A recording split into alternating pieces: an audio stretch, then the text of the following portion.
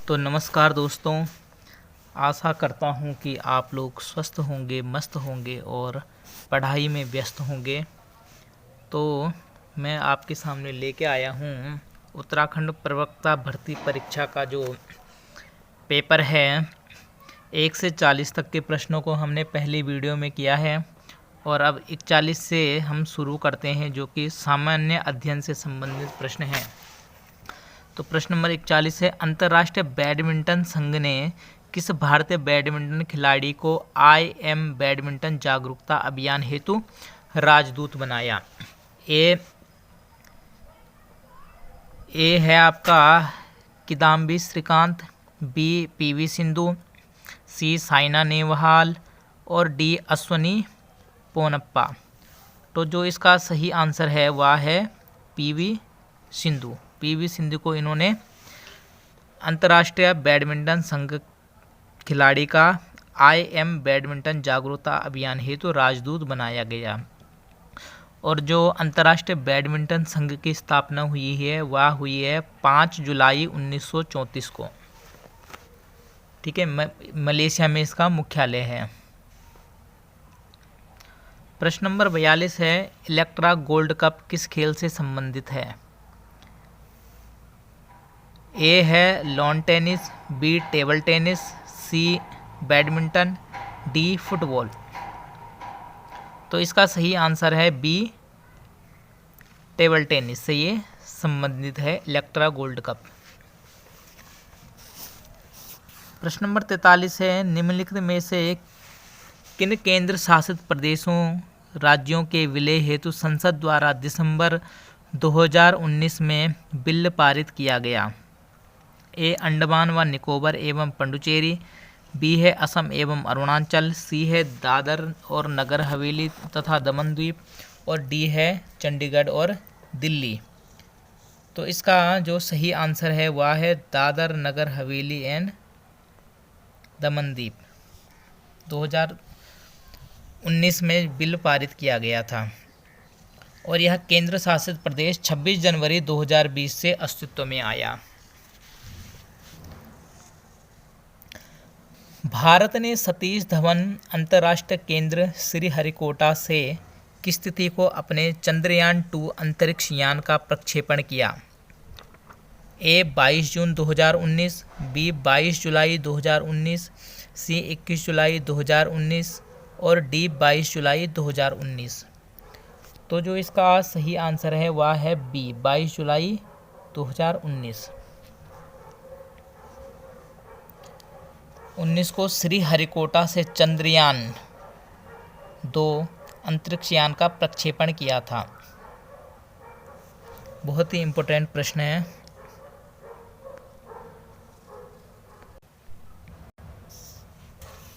और यह इसरो के द्वारा किया गया था। प्रश्न नंबर 45 है, भारतीय सिनेमा में योगदान के लिए दिया जाने वाला सर्वश्रेष्ठ पुरस्कार दादा साहेब फाल्के सन 2018 किसको दिया गया? तो यह दिया गया अमिताभ बच्चन को दिया गया। और जो दादा साहेब पुरस्कार है इसकी शुरुआत 1969 में की गई थी और तब से यह प्रतिवर्ष सूचना और प्रसारण मंत्रालय द्वारा स्थापित संगठन फिल्म महोत्सव निदेशालय द्वारा राष्ट्रीय फिल्म पुरस्कार समारोह में प्रदान किया जाता है। और जो यह अमिताभ बच्चन को दिया गया 2018 में 66वें समारोह में यह पुरस्कार हिंदी फिल्मों के प्रसिद्ध अभिनेता अमिताभ बच्चन को दिया गया। प्रश्न नंबर 46 है, श्री सुंदर पिचई किस कंपनी के मुख्य कार्यकारी अधिकारी या CEO हैं? A Apple Inc, B Alphabet Inc, C Google और डी बी एवं सी दोनों। तो जो सुंदर पिचई जी हैं इसका आएगा डी, बी और सी दोनों के। अल्फ़ाबेट इंक और गूगल LSC दोनों के क्या हैं? ये CEO हैं। सुंदर पिचई जो कि भारत के हैं। 47वें संयुक्त राष्ट्र के जलवायु परिवर्तन फ्रेमवर्क के अंतर्गत COP25 सम्मेलन कहाँ आयोजित हुआ था? ए पेरिस, बी नई दिल्ली, सी मैड्रिड स्पेन में, या डी काठमांडू।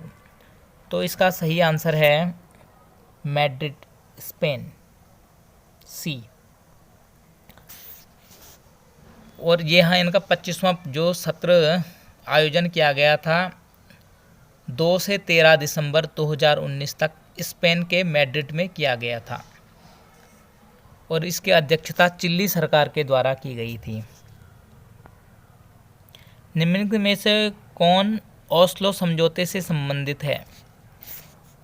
ए भारत और जापान के मध्य परमाणु समझौता, बी डाटा स्थानीयकरण, सी इजराइल सरकार और फिलिस्तीन मुक्ति मोर्चा के बीच समझौता, या डी इनमें से कोई नहीं। तो इसका है सी, इजराइल सरकार और फिलिस्तीन मुक्ति मोर्चा से संबंधित बीच समझौता। 49वां है, भारतीय संविधान के अनुच्छेद 243 का संबंध निम्नलिखित में से किससे है? तो जो 243 है ये है पंचायती राज से संबंधित है। प्रतिवर्ष मानव अधिकार दिवस कब मनाया जाता है? ए 10 अप्रैल, बी 10 सितंबर, सी 10 दिसंबर, या डी 12 दिसंबर। तो इसका सही आंसर है 10 दिसंबर को प्रतिवर्ष मानव अधिकार दिवस मनाया जाता है। 28 सितंबर 1993 को मानवाधिकार कानून को अमल में लाया गया और 12 अक्टूबर 1993 को भारत में राष्ट्रीय मानवाधिकार आयोग का गठन किया गया। इम्पोर्टेंट है, भारत में मानवाधिकार आयोग का गठन कब किया गया? 12 अक्टूबर 1993 को। ओलंपिक मशाल किसका प्रतीक है? तो ओलंपिक जो मशाल है ये निरंतरता का प्रतीक माना गया है, निरंतरता का प्रतीक। और जो ओलंपिक खेलों की जो शुरुआत 1896 में यूनान की राजधानी एथेंस में हुई थी। ठीक है, 1896 में ओलंपिक खेलों की शुरुआत हुई थी यूनान के एथेंस में। किंतु ओलंपिक में मशाल जलाने की जो यह प्रथा 1936 में ओलंपिक के ओलंपिया शहर से हुई थी। ये मशाल से संबंधित जो शुरुआत हुई थी 1936 में ओलंपिया नामक शहर में। और 52 है, यदि माता पिता दोनों का रक्त समूह AB+VE हो तो उनके बच्चों का रक्त समूह हो सकते हैं। तो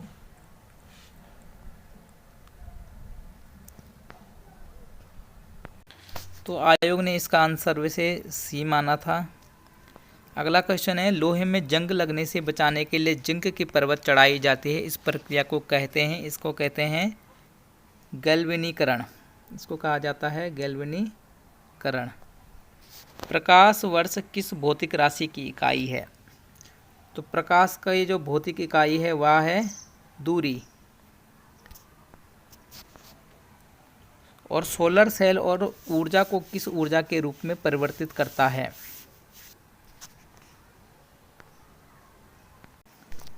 तो सोलर सेल इसको वैद्युत ऊर्जा में परिवर्तित करता है।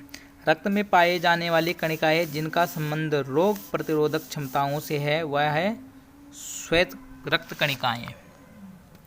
और प्रश्न नंबर 57 है, टीकाकरण किसने शुरू किया? ए जोनास ई साल्क ने, बी है एडवर्ड जेनर ने, सी है पॉल मुलर ने, और डी है रॉबर्ट फ्रॉस्ट ने।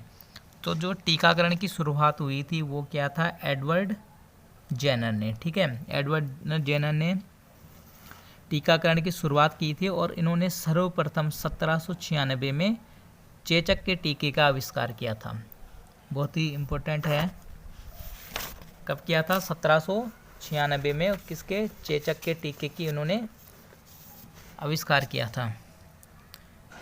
वाहनों के पीछे का ट्रैफिक देखने के लिए किस प्रकार का दर्पण का प्रयोग लाया जाता है?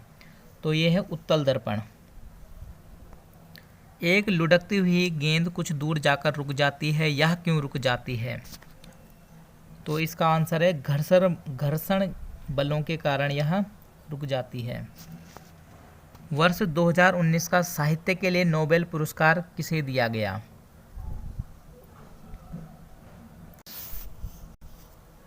तो यह दिया गया था पीटर हैंडके को। 2019 का नोबेल पुरस्कार, यह ऑस्ट्रेलियाई मूल के लेखक हैं ये।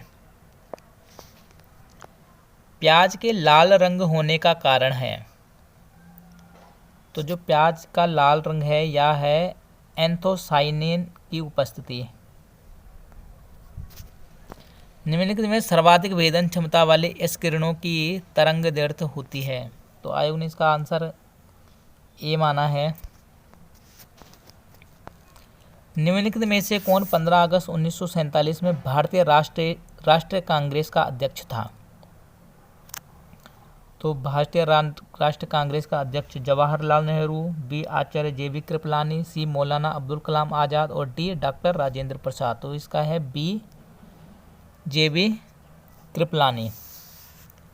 भारतीय राष्ट्रीय कांग्रेस की जो स्थापना हुई थी 28 दिसंबर 1885 में A.O. ह्यूम द्वारा की गई थी और इनका प्रथम अधिवेशन बम्बई में हुआ था। 2011 की जनगणना के अनुसार निम्नलिखित राज्यों में से किसमें अनुसूचित जनजातियों की जनसंख्या प्रतिशत उसके कुल जनसंख्या के प्रतिशत के हिसाब से न्यूनतम है? ए उत्तर प्रदेश, बी बिहार, सी तमिलनाडु, डी मध्य प्रदेश। तो जो इसका सही आंसर है ए उत्तर प्रदेश। और 65वां है, इनमें से कौन सुमेलित नहीं है? फोहन आल्प्स पर्वत, बी बोरा साइबेरिया, मिस्ट्रल है राइन घाटी, डी है खामसिन है मिस्र। तो इसमें जो सुमेलित नहीं है वह है मिस्ट्रल। जो मिस्ट्रल है, जो इसकी हवाएं हैं यह आल्प्स पर्वत से फ्रांस तथा स्पेन की ओर चलती है। तो सही आंसर है सी। निम्नलिखित में से कौन सी एक शीत जलधारा है? शीत जलधारा है। तो इसका सही आंसर है वेंगुएला जलधारा एक शीत जलधारा है, जबकि जो और जलधाराएं हैं यह क्या है? गर्म जलधाराएं हैं। वेंगुएला जलधारा एक शीत जलधारा है। निम्नलिखित में से किस भारतीय राज्य में सड़क सघनता सर्वाधिक है? ए पश्चिम बंगाल, बी उत्तर प्रदेश, सी मध्य प्रदेश, डी केरल। तो जो 67 का है वह है डी केरल। मेसाबी श्रेणी निम्न में से किस खनिज से संबंधित है? ए लोह अयस्क, बी कोयला, सी तांबा, डी सोना। तो यह है ए लोह अयस्क से ये संबंधित है। और 69वां है, डागर बैंक जो एक महत्वपूर्ण मत्स्य क्षेत्र जाना जाता है किस सागर में स्थित है? किस सागर में स्थित है? ए बाल्टिक सागर, बी उत्तर सागर, सी अरब सागर, डी लाल सागर। तो जो इसका सही है ये है उत्तर सागर में ये स्थित है। 70वां है, निम्नलिखित में से कौन सा कोयले का सर्वश्रेष्ठ प्रकार है? तो जो एंथ्रेसाइट कोयले का सर्वश्रेष्ठ प्रकार माना जाता है। 71वां है, 1950 के भारतीय संविधान के भाग सी में कितने राज्य थे? ए 8, बी 9, सी 10, डी है 11। तो जो 71वां का वर्ष 1950 के भारतीय संविधान के भाग सी में कितने राज्य थे? तो जो इसका सही आंसर है इसमें भाग सी में उस समय 10 राज्य थे। भारतीय संविधान एक राष्ट्र का स्तंभ नामक पुस्तक को किसने लिखा? तो ये लिखा है आपका ग्रीनविले ऑस्टिन ने। ग्रीनविले ऑस्टिन ने इसको लिखा है। एक राष्ट्र का स्तंभ नामक पुस्तक प्रसिद्ध इतिहासकार ग्रीनविले ओस्टिक ने इसको लिखा था।